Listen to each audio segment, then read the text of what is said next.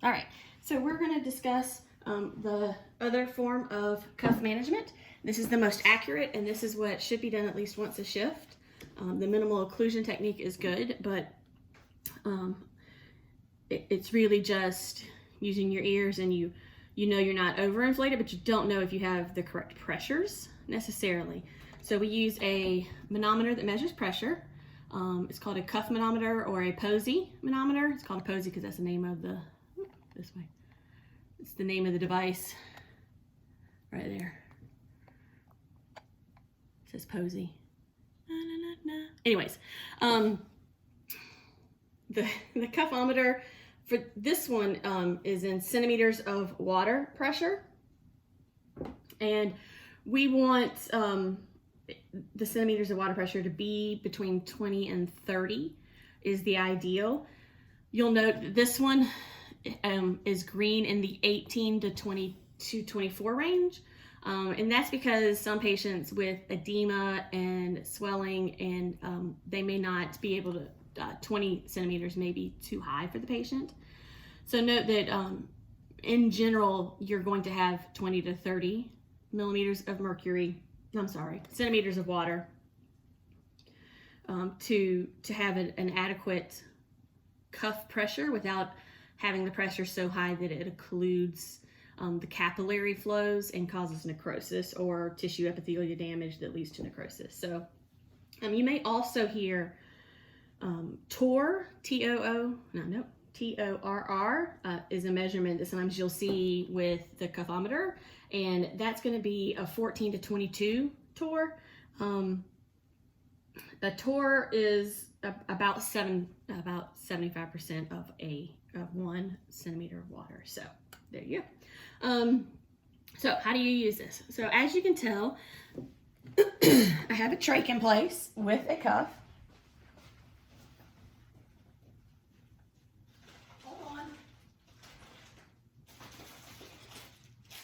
I forgot my syringe, so I did not come to the bedside prepared. So you have a patient who is intubated with an artificial airway and they have a cuff. That patient needs to have cuff management done. So I have a 10 cc syringe. You can, in the hospital, you'll see people use larger syringes. Typically, we try not to use more than a 10 because that way we know we're not going to extremely overinflate, because if you had a 20 or a 30 and you weren't paying attention, you just inflated the whole thing, you know for a fact you're going to be over the recommended pressures. So we never really want to go over 30 unless there's a reason. Anyways, so I have this cuff. I have put this trach in this patient. I'm going to inflate the cuff because let's just say we just put it in and we're trying to make sure everything is secure. So I'm just going to inflate till it's tight. That took like 3 centimeters more than the 10 to make sure it's really tight. And from this point, you will listen to breath sounds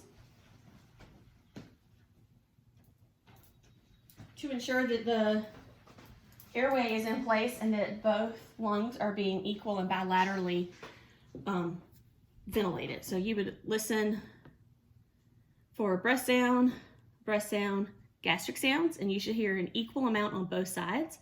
And then you're going to listen at the trachea to see if you hear a leak. I hear no leak. So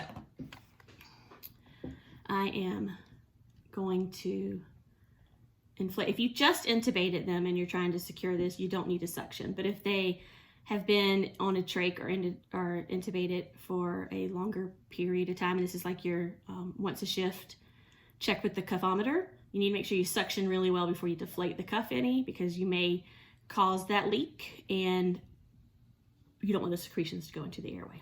All right, so I hope you can see that well. So right now, this patient has a pressure of 92. All right, so you need to make sure you don't bend any part of the cuff or the tubing because it will alter the pressure. And you just insert the cuff on this tip here. Insert the cuff. While you're doing that, try not to squeeze. So there's a red button here, and if I push this red button, it decreases the pressure. It lets some of the volume out. And if I let too much volume out, I can squeeze the handle and it will inflate the cuff. So once you have this in place, you can then work to get, I'm going to turn this a little so that you can actually see it. All right. So here we go. I have it attached. There's no kinks. I am way too high. I'm at 48. So I'm going to hit the red button and I'm going to decrease. Decreased it a little too much. Let's see if it bounces back. It does. So then when I take this off, I need to make sure, and I did it accidentally, I hit the red button, so now my pressures are off. Make sure you don't squeeze this or push this when you're taking the cuff off, because then you alter the pressure. So now I'm too high again. So I'm gonna hit the red button. And I am right where I need to be. So I'm going to, not touching the red button, not squeezing the handle, take this off. It just pulls off. It just slides right on and pulls off. It's really simple. And that's how you do the cuffometer. Now, before you leave, you need to double check to make sure you still don't hear a leak. There's no leak. And you still have bilateral breath sounds. You need to be using your stethoscope and listening to breath sounds on our artificial airway patients a lot, more than you're going to see in the hospitals in reality. Anytime you do anything with the airway, play with the airway, you need to make sure that you have not dislodged the tube in any way and that you're still getting breath sounds. Just a quick listen to the upper apex part of the lungs, just to make sure you hear breath sounds on both sides that are equal, is pretty much all you need to do anytime you do anything to the airway. So there you go. That's how you do cuff management with a cuffometer or a cuffulator or a posey cuffometer. So it's just, ometer is measurement of the cuff in pressure.